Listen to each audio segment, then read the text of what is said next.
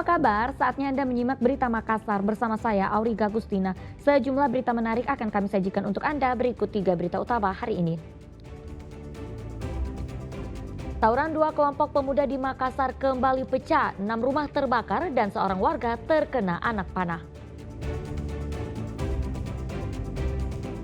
Setelah melakukan pencarian selama 3 hari, nelayan yang hilang di perairan Balang Cadi akhirnya ditemukan. Tahapan pemilihan ketua OSIS di Sulawesi Selatan dibuat mirip pilkada.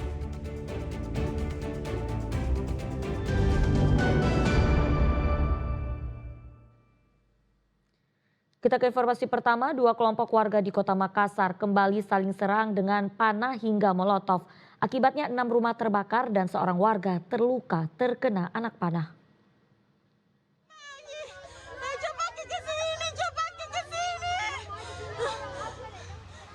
Kobaran api dan asap pekat menjulang dari permukiman di Kecamatan Talo, Kota Makassar, Sulawesi Selatan, Selasa petang. Sedikitnya 6 rumah warga terbakar imbas bentrok antara 2 kelompok pemuda di wilayah tersebut. Petugas yang mengerahkan 21 mobil pemadam kesulitan masuk lokasi karena bentrokan masih berlangsung. Kalau memadamkannya kita masih sulit untuk masuk di lokasi karena masih perang-perang warga. Nanti ada perintah dari kepolisian baru kita bisa masuk tembus. Sekitar jam berapa tadi Pak baru bisa masuk? Kalau dari Jalan Tinumbu tadi kita sudah maghrib kita masuk tembus. Dari daerah sana sudah sebelum maghrib dia sudah masuk.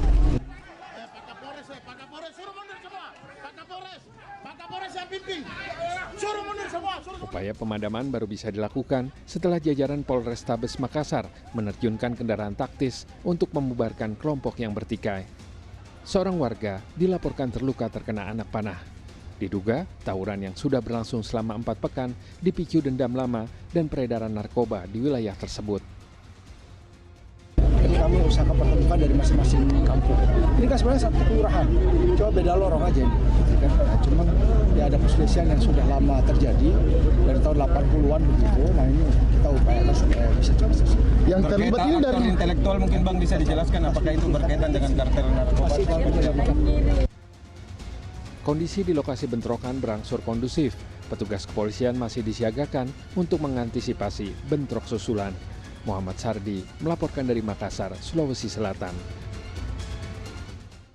Ya, truk kontainer muatan beras terguling di Parepare. Diduga truk hilang kendali saat melaju di jalan menurun karena rem tidak berfungsi dengan baik.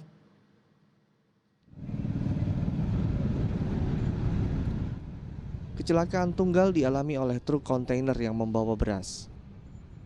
Saat melewati jalan menurun di perempatan Jalan Karaeng Burane dan Jalan Andi Mapatola Parepare, sopir truk hilang kendali hingga terbalik. Diduga rem truk tidak berfungsi dengan baik sehingga sopir tidak dapat mengendalikan laju truk. Sopir lalu membanting setir ke kiri yang mengakibatkan truk terbalik. Pada saat masuk ke daerah penurunan ini, rem mobilnya tiba-tiba tidak berfungsi sehingga spontan mengambil ke kanan, posisi jalan miring, kemudian mobilnya terbalik. Kondisi jalan memang pada saat dia lintasi memang kondisi tanjakan atau penurunan? Penurunan dari arah Sidrap. Tidak ada korban jiwa dalam peristiwa ini, hanya saja bagian roda truk rusak. Polisi akan evakuasi badan truk agar tidak mengganggu arus lalu lintas.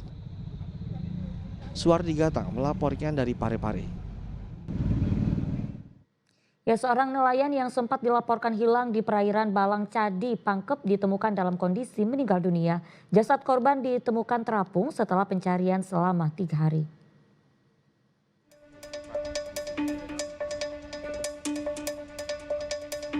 Jasad Rako ditemukan mengapung di tengah laut sudah tak bernyawa setelah tim SAR gabungan melakukan pencarian pada Selasa pagi.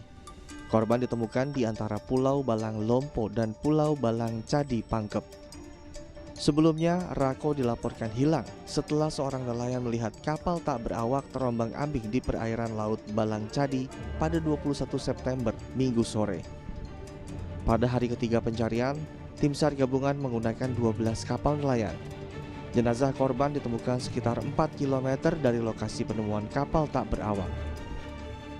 sekitar Pulau Tanggadeang, yaitu antara Pulau Balang Jati dan Balalopua. Ditemukan korban tersebut. Diduga ditemukannya kapal korban ini dengan ditemukannya korban tersebut sekitar 3 nautical mile. Kondisinya Pak saat ditemukan seperti apa? Dalam kondisi meninggal dunia. Jenazah dievakuasi menuju dermaga Toli-Toli, Kelurahan Teko Labu, Kecamatan Pangkajene. Kesedihan terasa saat jasad Rako tiba. Korban dibawa ke rumah duka untuk selanjutnya dimakamkan. Muhammad Sardi melaporkan dari Pangkep.